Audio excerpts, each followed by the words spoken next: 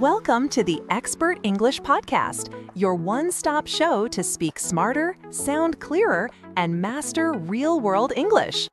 Whether you're a student, a professional, or just starting out, we bring you practical lessons, real conversations, and expert tips to level up your English, one episode at a time. Subscribe now and speak English like a pro. Hello and welcome back to the Expert English Podcast. My name is Ella. And I'm Rio. We are so excited for today's episode because we are officially kicking off our brand new English in Action series. That's right. Based on your fantastic feedback, we are shifting our focus to practical, real-life situations. In each episode, we will take one everyday scenario and break down everything you need to handle it with confidence.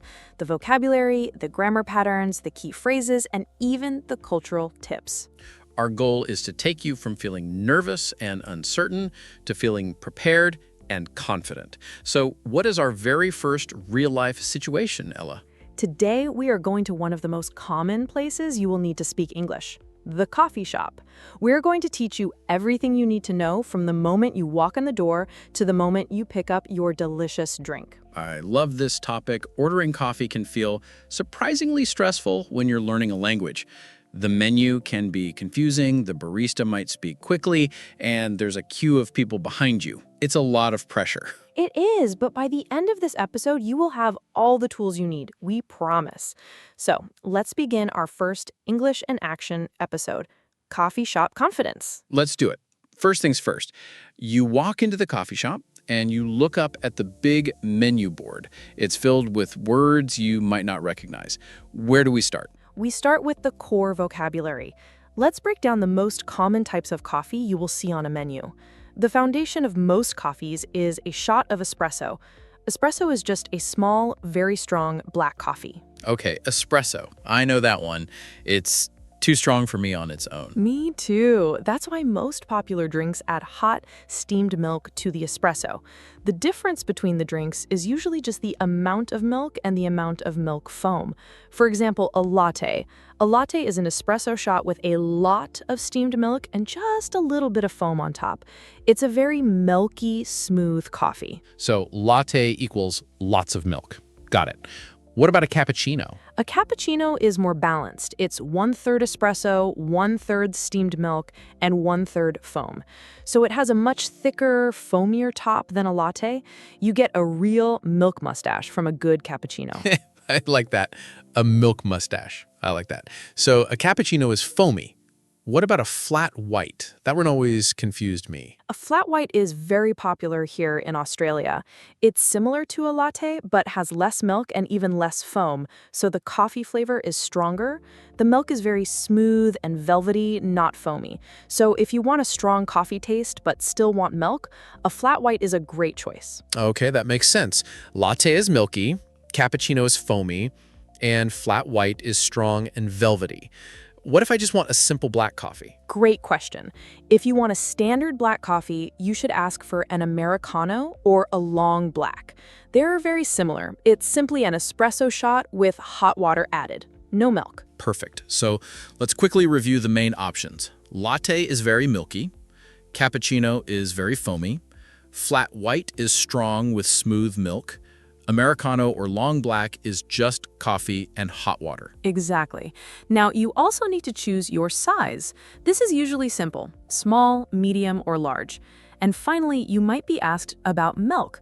The standard is full cream milk, but you can also ask for skim milk, which has less fat, or non-dairy options like oat milk, soy milk, or almond milk. Wow, that vocabulary alone is a huge help. I feel more confident already just knowing what the words on the menu mean. That's the first step.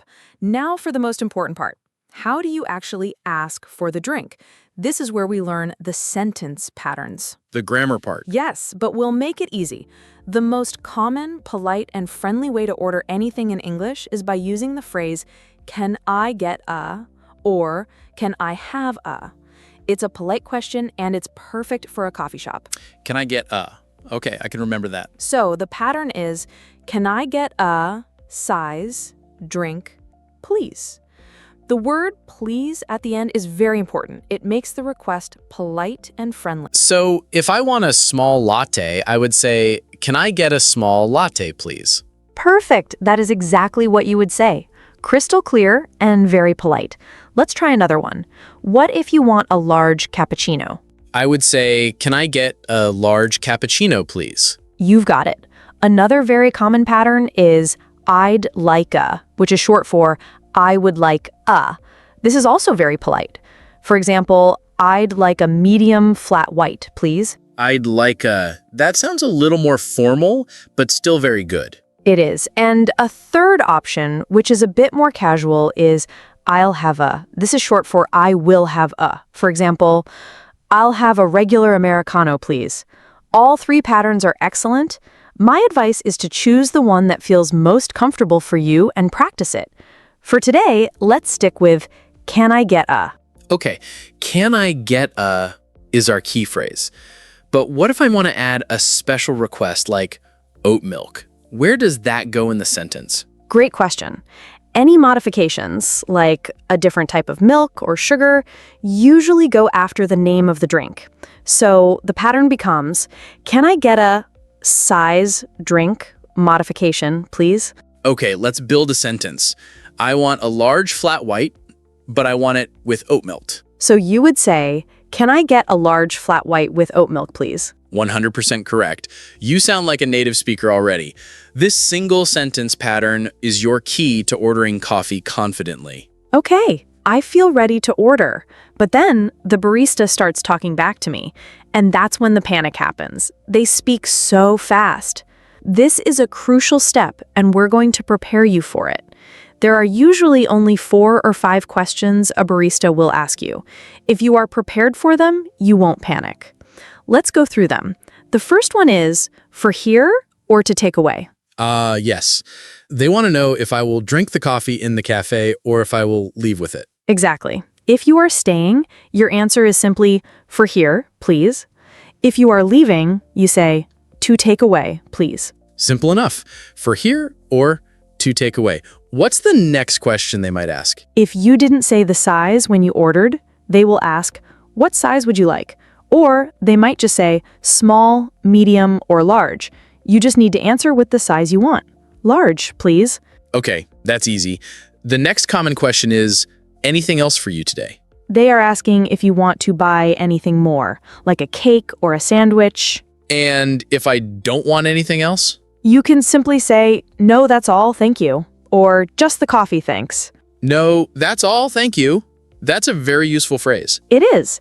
And finally, in many busy coffee shops, especially big chains, they will ask for your name to write on the cup. They will say, can I get a name for the order? And I just say my name? Yes, just say your first name clearly. It's Rio, and if your name is difficult to spell, you can even spell it out for them to be helpful. So let's review the barista's questions and our simple answers. Question, for here or to take away? Answer, for here, please, or to take away, please. Question, what size? Answer, medium, please. Question, anything else for you? Answer, no, that's all, thank you. Question, a name for the order? Answer, my name is Rio. Perfect. If you can remember these key questions and answers, you will feel so much more control of the conversation. I feel like we have covered the main situation, but what if I want something a bit more advanced? For example, I need my coffee to be decaf, which means without caffeine. That's a great point. Let's talk about customizing your drink. These are extra details you can add to your order. Decaf is a perfect example.